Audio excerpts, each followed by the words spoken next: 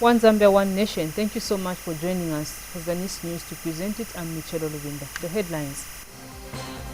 President Hichilema calls for investment in digital transformation.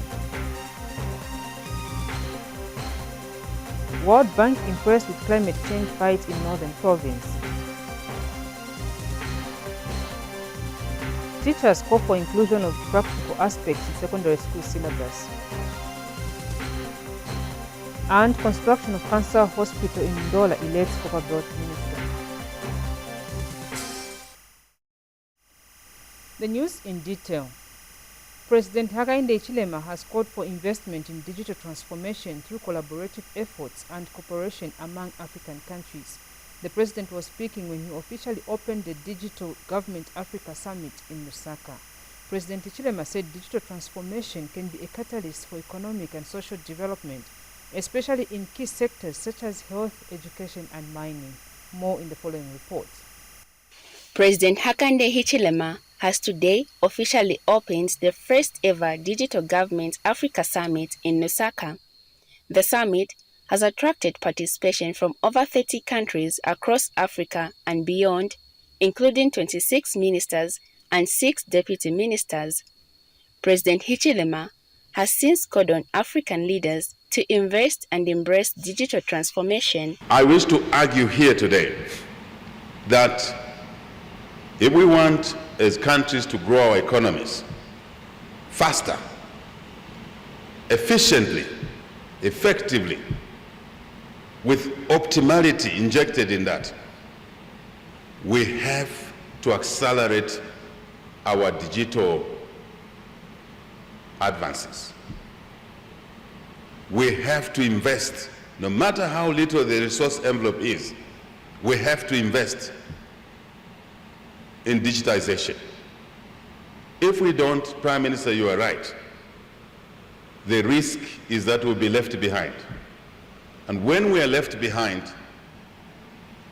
we will be a distant behind, because it will be difficult to interact with others that are digitized, to trade with them.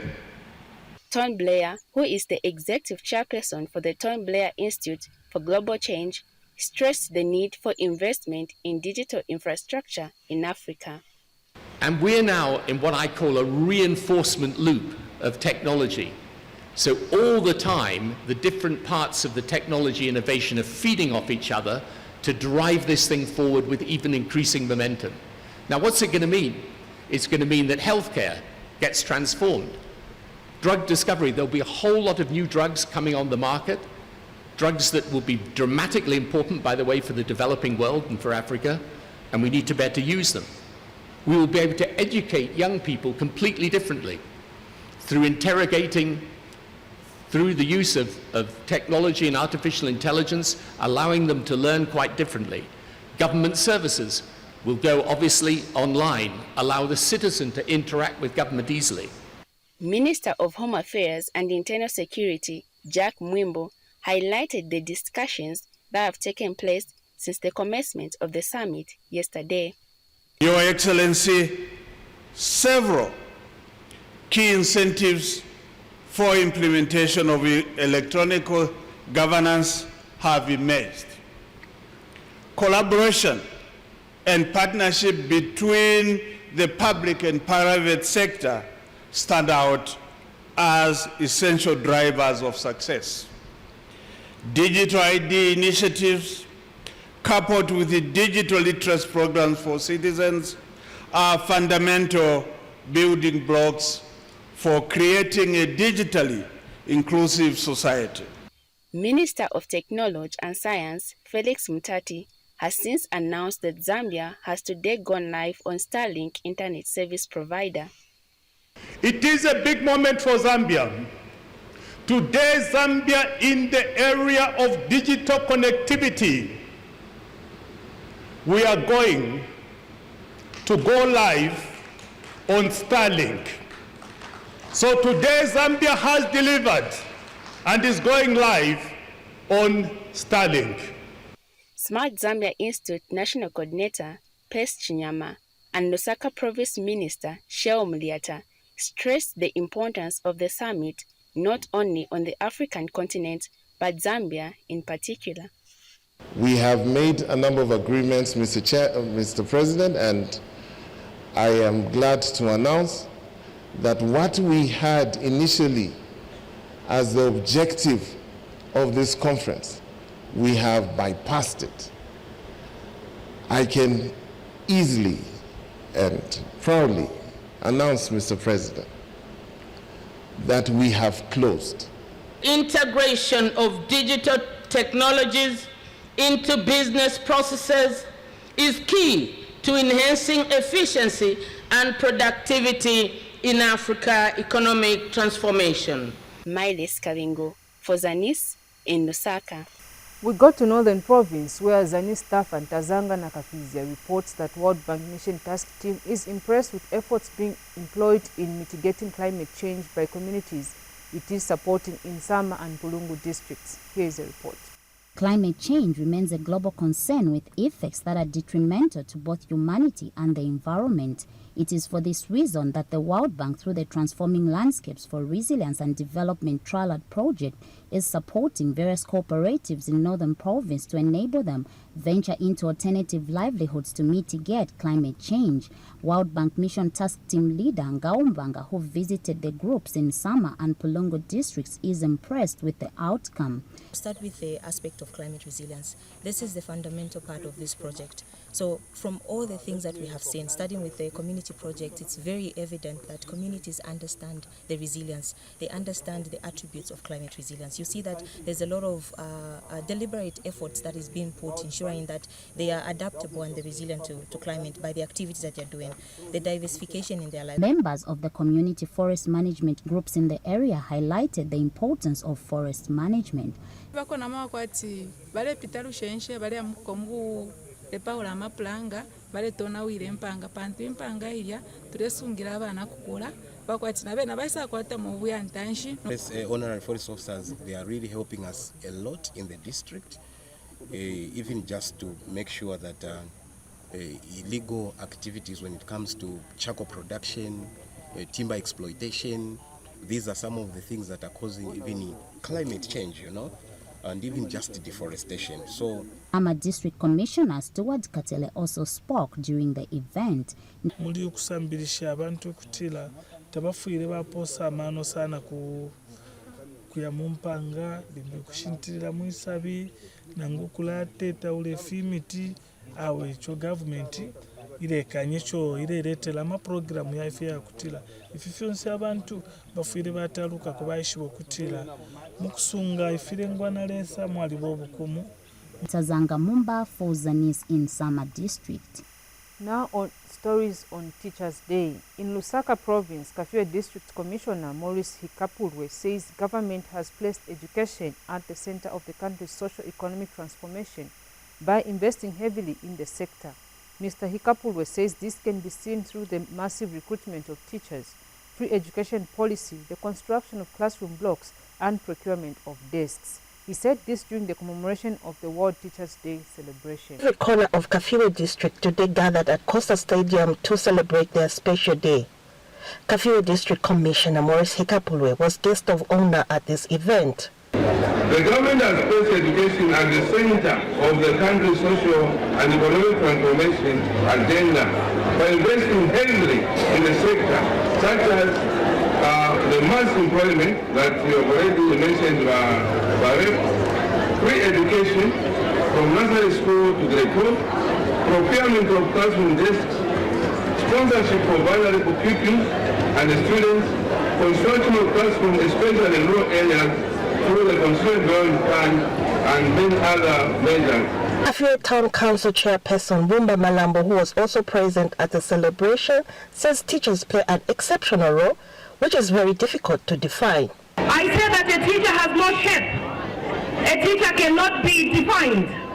A teacher is limitless. You can't define a teacher.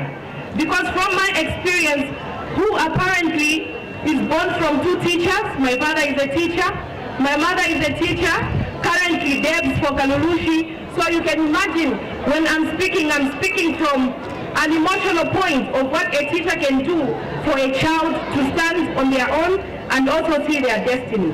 Kafue Education Board Secretary Belina Mono called on the teachers to celebrate their day responsibly. Even as we celebrate our day, we need to celebrate it responsibly, knowing that we still have to give out life to someone. We change the destiny of the learners that are placed in our hands. And teachers in Kafue District want government to address the challenges that teachers are facing. Guests of honor, ladies and gentlemen, allow me to highlight some of the critical issues that government needs to address for the Zambian teachers if they are to proactively participate in educational transformation, which undoubtedly begins with the teacher. Number one, guests of honor, resolve the challenge of teacher upgrades, which government over the years has given a blind eye to, even when they are benefiting from the services which they don't want to pay for. Number two, give Treasury authority to all newly upgraded schools and expand the establishment of the old existing schools to their current staffing levels. Irene Nganga, ZANIS, Kafue. Still on teachers. Teachers in Ikelenge district are elated with the reintroduction of payment of personal emoluments and the confirmation of teachers in acting positions. The teachers said the move will boost morale among officers and improve the standards of teaching in schools, especially in rural communities. More in the following report. These teachers are living and working in one of the remotest parts of Northwestern Province. But on Teachers' Day, these men and women in Ikelenge district are proud to celebrate their day in style. The teachers are thanking the government for strides being made regarding improved teacher working conditions. Each and every 3 months, they are ensuring those people that are in acting position are promoted and they are confirmed. And I've seen it happening here in our district. We are able to get the longer-awaited allowances which we've been looking forward. I'm one of the beneficiaries actually who has been paid the leave benefits. Education authorities in Ikelenge are happy that teacher motivation is also on top of the list of government priorities in uplifting the standards of education in the country. We are receiving desks in our schools. So far, we have received 2,000 desks, and almost every school is touched. Action does not mean physical rewards only. Job satisfaction also is attributed to the conditions in the working place. If our children have enough desks, the teacher is motivated. District administration authorities in Ikelenge have called on teachers to ensure that they deliver quality education in the border town. As unions, we need to ensure that our teachers know what they are supposed to do. We are not just there to defend our teachers. When they are found wanting, then unionists are coming now to say, why are you charging this one? Why are you dismissing this one? You need to be proactive in guiding these teachers. Victor Miller for ZANIS in Ikelenge, Northwestern Province. And in Mungwi District Commissioner Mumba Msonda has called on the Ministry of Education to prioritize those who are volunteering as teachers in rural areas during the teachers recruitment exercise. Mr. Msonda said this is the only way teachers will be motivated to work in rural parts of the country. More in the following report. They have lined up to submit their application letters for teacher recruitment at Kasama Main Post Office. Some of these applicants have been volunteering as teachers and are hopeful that they will finally be offered the jobs. This is why Mungwi District Commissioner Mumba Msonda had made an earnest appeal to Education Authority to consider those that dedicated their time to volunteer in various schools. When you are getting employed, you are all physically fit, single perhaps and not married. The moment you are confirmed you are a teacher, now the sickness comes in, marriage issues comes in, just for the sake of fearing to be in remote areas. And it is to our advantage when we found teachers in such places who are volunteering. If they are well qualified, it could be prudent for us to take those who have already decided to work in even difficult areas. ZANIS staff caught up with some of the applicants. Volunteered at Sangaponde Primary School for 2020 up to date. As a teacher, for me, I really enjoy to work in rural areas, and I can work anywhere if I've been selected. In any place I can work. Saruka Day Secondary School head teacher had this to say. Of course, the staffing is not good. As a school, we have also engaged 3 officers on a voluntary basis. We have 2 officers in the natural sciences who are on the voluntary basis. Then we also have 1 officer who is helping us with Zambian language, which is Chibemba. Those are 3 officers on voluntary basis. Reporting for ZANIS in Mungu District, I'm Jafet Munkondia. On the Copperbelt province, the Ndola Chamber of Commerce and Industry has commended government for increasing the tax concessions for businesses in rural areas from 14.2 to 20%. The chamber says the move will encourage rural investment, job creation and development. Details in the following report. Ndola Chamber of Commerce and Industry has commended government for increasing the tax concessions for businesses in rural areas from 14% to 20%. I'm happy to note in the 2024 budget, the minister did say in his speech that he has increased tax concession for businesses that are based or set up in rural areas from the existing 14% to 20% of the corporate income tax. And this is for the first 5 years in operation. And this is extended to all sectors except mining. The objective of this, I think one of the things we said as Ndola Chamber is this will promote investment in the rural areas and not just along the line of rail, and also job creation and development. We encourage and discourage mining houses from importing basic things like mill boards from outside. Removal of such a tax on this raw material required in the production of mill boards, we encourage mine houses to buy from the local manufacturers of mill boards. The Ndola Chamber of Commerce and Industry President Joseph Malisawa further notes that the removal of 10% on custom duty on importation of locomotives and wagons will benefit the transport sector. We're happy to note that the minister did highlight in the budget that they've removed the 10% customs duty on importation of rolling stock, on locomotives and wagons. This obviously is in line with the goal to move 30% of Zambia's goods onto rail. Remember, Ndola is a logistics hub, so this is a very key thing for us. We would like connectivity, we would like ease of movement.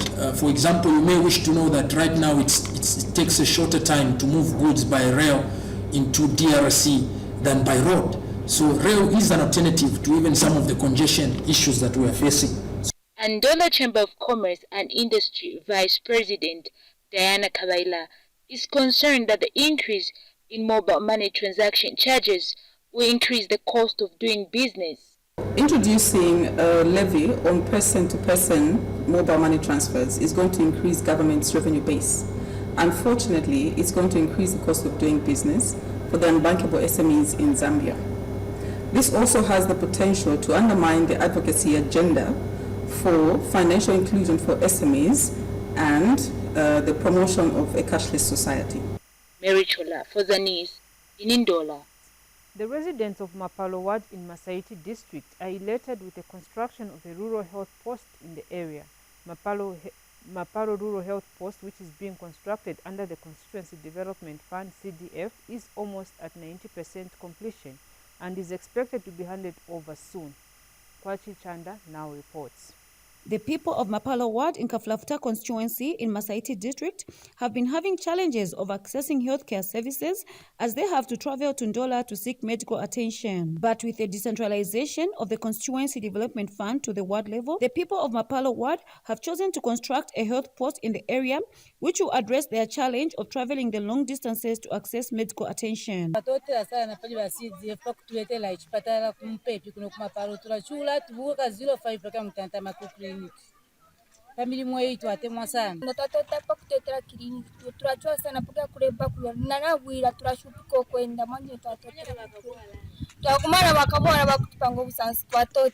In Mapalo Ward, Councillor is optimistic that the health post will soon be handed over to government. This project, once commissioned, to help the people of Mapalo in that they'll be able to access basic health services, because the only facility that is nearby is found in Ndola Central, which is quite distant. And especially that our compound, Chipulukusu, is very much densely populated, so people do suffer a lot when they want to access basic health services. The project that is funded under CDF, the first allocation was under the 2021 CDF allocation. Then for completion, it is under 2022 CDF allocation. So the Rural Health Center has come as a package together with the ablution block. The ablution block has got an allocation of about 380,000, while the clinic has got the allocation of about 400,000. So the project for the clinic started in January 2023, and it is reaching about 90% completion. Only a few things have remained before it is handed over to the Ministry of Health. Meanwhile, the contractor at the health post has commended government for empowering local contractors. We are very happy with what the government has done for now, that they have also considered us small local contractors. We are very happy that as days goes by, we are going to grow up as the local people as well. Kwachichanda, ZANIS, Masaiti District, Copperbelt Province. Meanwhile, the Anti-Corruption Commission in Northwestern Province has implored the church to partner with government in fighting corruption. During a consultative meeting held in Solwezi, ACC Provincial Public Education Officer Joshua Simutala expressed shock that some people holding influential positions in churches are perpetrators of the vice. More in the following report. For a long time now, the church has partnered with the government in the delivery of various services in the country. With reports of corruption ever increasing in the country, the Anti-Corruption Commission wants the church to join the corruption crusade. Joshua Samutala is Northwestern Province ACC Public Education Officer. People that are leaders in churches, you would find they are engaging in corruption. No integrity. People that are going to church every Sunday, you see them with Bibles. See what they do behind the doors. Very, very bad. So let us promote what? Integrity. Integrity is doing the right thing even when no one has seen you. In churches, tell the people that God loves people that have integrity. Mr. Samutala says the corruption fight must not be left to the commission alone. You know that it's an offense if you don't report corruption. People don't know. If you've seen corruption happen, you don't report, you've committed a crime. For not reporting corruption, it's either you have a part, you have a share in those transactions. That's why you're not reporting. For ZANIS News, I am Onishas Mamba in Solwezi District, Northwestern Province. And Copperbelt Province Minister Elisha Matambo has described the construction of the first ever cancer hospital in Ndola as a relief to the people of the Copperbelt, Wapula, Northwestern and Northern Provinces. Details in the following report. Copperbelt Province Minister Elisha Matambo is happy with the progress made so far on the construction of the first ever cancer hospital on the Copperbelt Province. We are very excited as Copperbelt because our people, I think, always find it difficult to come from here to go to Lusaka to go and to the cancer hospital in Lusaka. So having a cancer hospital here on the Port of Belt, I think it's a big relief to our people. And usually a hospital like this, I can foresee it also servicing a province like Northwestern, even Wapula. So we can't wait for it to finish. So they started in June. They are set to finish next year in June, which is exactly 1 year, and that's according to the plan. Ministry of Health Principal Infrastructure Officer said the hospital will have all the required equipment. 305,961,228 kwacha 28 in way. Yes, please. The project is a double-story building in terms of the construction itself. We have on the ground floor the diagnostic services. We have OPD, radiology, and the treatment area. Then on the first floor we have the patient's wards and the administration block. An AVIC chief engineer has promised to deliver quality works and employ local people.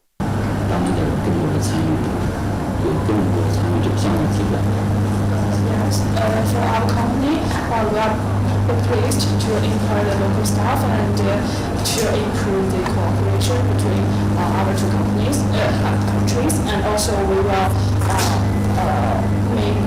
cooperate with the local companies and try to improve the cooperation degree. Yes. Mary Chola for ZANIS in Ndola. In Lusaka, Ministry of Local Government and Rural Development Permanent Secretary for Technical Services Nicholas Piri has called on Zambians to work with government in ensuring they maintain clean, health and sustainable urban communities. The Permanent Secretary said this when he officiated at this year's World Habitat Day held at Soweto Market in Lusaka. We have details in the following report by Sarah Miti. Zambia is considered to be one of the most highly urbanized countries in the region. This means more people are moving from the rural parts of the country to the urban areas, and with the movements come increased demand on social services as well as increase in waste production. Today, Zambia joined the rest of the world in commemorating Urban October with a series of activities aimed at helping to manage effects of urbanization and maintaining clean and sustainable urban cities.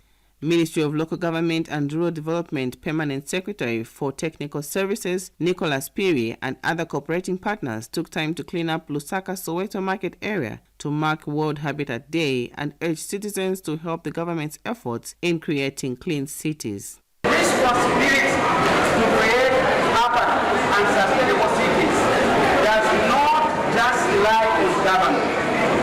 It lies on each and every one of us as individuals, but also as a collective. On the part of government, we pledge our support to initiate and support activities that are going to contribute to creating sustainable cities. Mr. Piri further called on the private sector to help manage solid waste through recycling and appealed to households to play their part as well. We also wish to use this opportunity to appeal to the private sector to come on board. We know that there are private sector players now that are able to generate energy from waste, that are able to generate building materials from waste, that are able to generate fertilizer from agricultural production from waste, and several other things. We want to welcome you on board. We want to invite you to come on board and partner with your government to make our cities sustainable. I also wish to appeal to our citizens that as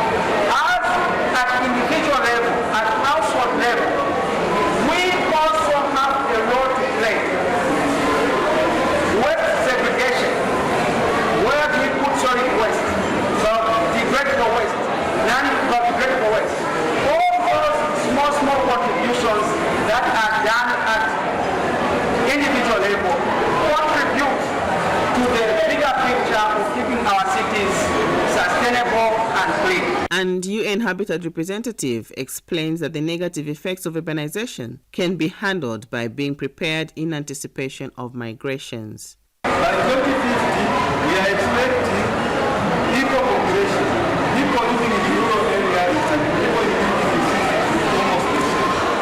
Meaning, people are coming in cities and you can't stop them. Okay? So what we need to do is to prepare. How do we prepare our cities for these people who are solid waste is also what? Increasing. Meaning more waste will be put out there. So what do we do?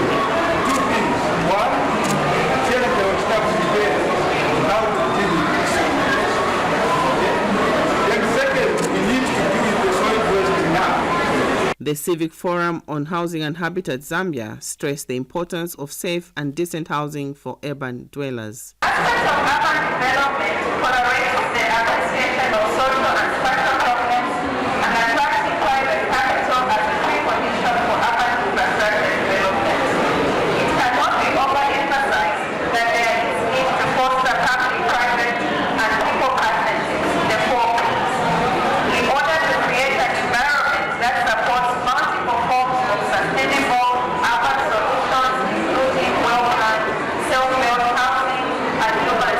The theme for this year's celebrations is Resilient Urban Economies, Cities as Drivers of Growth and Recovery. Sarah Miti for ZANIS in Osaka.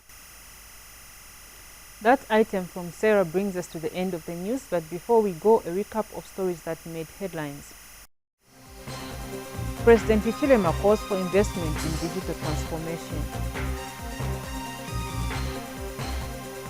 World Bank impressed with climate change fight in Northern Province.